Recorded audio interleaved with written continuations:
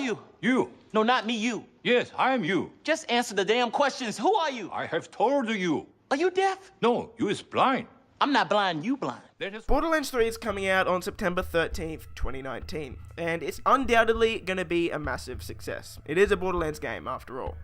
This game's been in development for over 5 years, and just judging from what we've seen so far through the gameplay demos, you can definitely tell there's been a lot of effort put into the game so far. And while it looks great, and I'm sure you're obviously pretty excited for it if you're watching this video, Borderlands 2 had set a really high bar. And even with the improvements that Borderlands 3 is making, it's gonna be tough to beat the impact that Borderlands 2 had on all of us. So today, I thought it'd be a good idea to have a look at both Borderlands 2 and Borderlands 3 to see how they stack up against each other. And to see if Borderlands 3 really can be a better game than the masterpiece that was Borderlands 2. Now, this is going to be part 1 of a 2-part series, because there is a hell of a lot of stuff to go over with these two games. So this video today is going to compare the story and the graphics between the two games, and part 2, which will probably go up a bit later this week, will compare the gameplay and the endgame, which will probably be a bit longer than this video. If you do go on to enjoy this video today, make sure to smack that subscribe button for more comparison and discussion videos just like this one. So let's start off with the story. Borderlands 2 had nothing short of an exceptional storyline, which is arguably actually pretty rare for a lot of RPG games. It took us, a Vault Hunter, on a journey from essentially having nothing after almost being killed, to eventually taking down the evil Hyperion leader, Handsome Jack, who most people would probably consider one of the best video game villains ever. There aren't many villains that'll captivate you as much as Handsome Jack did. Throughout Borderlands 2, there were times where you absolutely hated him, and there were times where you might have even found yourself laughing at his jokes. Regardless of what he was doing, he had you hanging off every last word he said.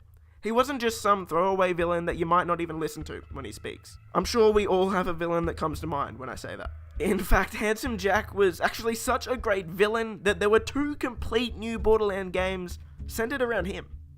If you haven't played Borderlands 2 before, or you just want a refresher on the story, here's the basic plot.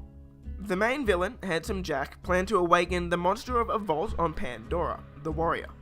With the Warrior at his command, he planned to kill all of the bandits on Pandora, and essentially claim the planet for himself and Hyperion. That's where we came in. With the help of some existing Vault Hunters from Borderlands 1, we discovered Jack's plan, and through a failed attempt at stopping Jack, his daughter Angel and the leader of the Crimson Raiders, Roland, were both killed. With the help of 2 of the remaining 3 Vault Hunters, we met Jack in the vault, but we were too late to stop him from awakening the Warrior. The greatest alien power Pandora has ever seen. And it's mine to control!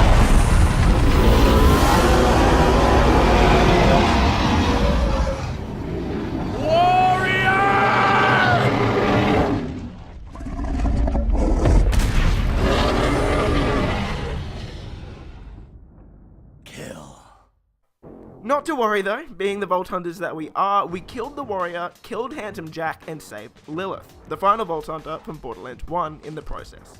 After both Handsome Jack and the Warrior were killed, Lilith attempted to destroy the Vault Key once and for all. But something didn't go as planned, and hundreds of other vaults in the universe were revealed. From there, the story led to Tales from the Borderlands, and eventually to Borderlands 3. So let's have a look at Borderlands 3 now. Gearbox has decided that it's time to move on from Handsome Jack, and take a risk with a brand new villain, or should I say villains, with an S.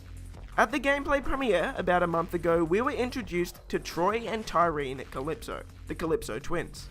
The Calypso Twins are the leaders of a cult called Children of the Vault. What's interesting about the Calypso Twins though, is that Tyreen is actually a siren who can leech the powers from any living being. And what she plans to do is leech the powers of Vault monsters, so this is where we come in. Of course, being Vault Hunters, we want to get to the Vault first, which means the twins are standing in our way. So when deciding which game will have a better story, obviously we won't know until the game comes out. But if we judge just from what we've seen so far, Handsome Jack was an incredible villain, whereas the general consensus around the Calypso Twins has been a bit up and down, depending on who you ask. So, because of how memorable Handsome Jack was, this one's gotta go to Borderlands 2. Alright, let's take a look at the graphics. Borderlands 2 was released 7 years ago. I know, time flies, right? And as you'd expect, graphics have come a long way since then. I'll put some gameplay of both Borderlands 2 and 3 up now so you can see the main differences between the two games. Where Borderlands 2 ran on the Unreal 3 engine, Borderlands 3 will be running on the Unreal 4 engine. And look, I'm going to keep it real with you guys, I'm not the best guy to talk to graphics about in games because really that's an area I'm not too familiar with. But after watching the gameplay demos from Borderlands 3, it's pretty clear that it looks a lot better than Borderlands 2, while still keeping the same Borderlands art style that we all love. Borderlands 3 will also be implementing real-time ray tracking and path tracing. And for those of you like me who didn't know too much about ray tracing, the oversimplified way to explain it is it essentially allows the game to have better optical effects, especially when it comes to things like lighting. So these are things like reflection and refraction. If you look closely at the gameplay we've seen so far, you'll probably notice that you can even see reflections in puddles of water, which is definitely something that wasn't in Borderlands 2. So, of course, this one goes to Borderlands 3.